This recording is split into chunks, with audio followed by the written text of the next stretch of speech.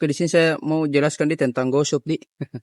Karena saya ini tadi baru dapat orderan gosok, itu antarnya lumayan agak jauh di, tapi si penerima itu dia bilang dia pesan lewat live TikTok. Oh, live TikTok. Jadi saya bilang bilang kalau ada struknya ke saya ambilkan ki, tapi titik penyebutannya itu agak agak janggal ki lah. Masa di titik penyebutannya rumah pribadi dalam lorong kecil lagi. Tuh, jadi otomatis saya minta struknya, dia bilang Kak saya pesan lewat TikTok live. Jadi saya bilang kalau ada struknya saya ambil.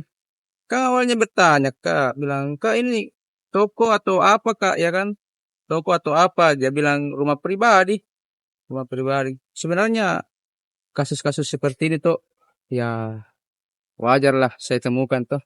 Jadi ya kenapa saya bisa selalu ambil gosok ya? Terutama itu harus hati-hati karena kalau tidak ada struk pembelian itu tidak bisa diklaim di kantor Gojek.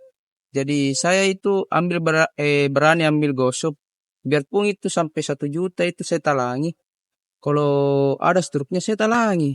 Nominalnya sedikit walaupun 150.000 tapi kalau tidak ada struknya saya tidak berani ambil. Saya tidak berani ambil. Jadi itu misalnya kita was-was kalau ada struknya kita ambil, kalau tidak ada struknya jangan kita berani ambil. Kalau mau kalau memang mau ambil, usahakan lihat itu ratingnya, rating customer tak kita lihat. Kalau di atas ratingnya itu di atas 1.000 atau di atas 300 itu ambil maki. Kalau mau jadi cewek itu ambil maki. Kalau tidak ada ratingnya seperti ini, nah berani kira-kira ambil ki. Dan ujung-ujungnya dia minta cari driver lain. Jadi saya bilang silakan cari maki driver lain. Yang penting kita yang cancel.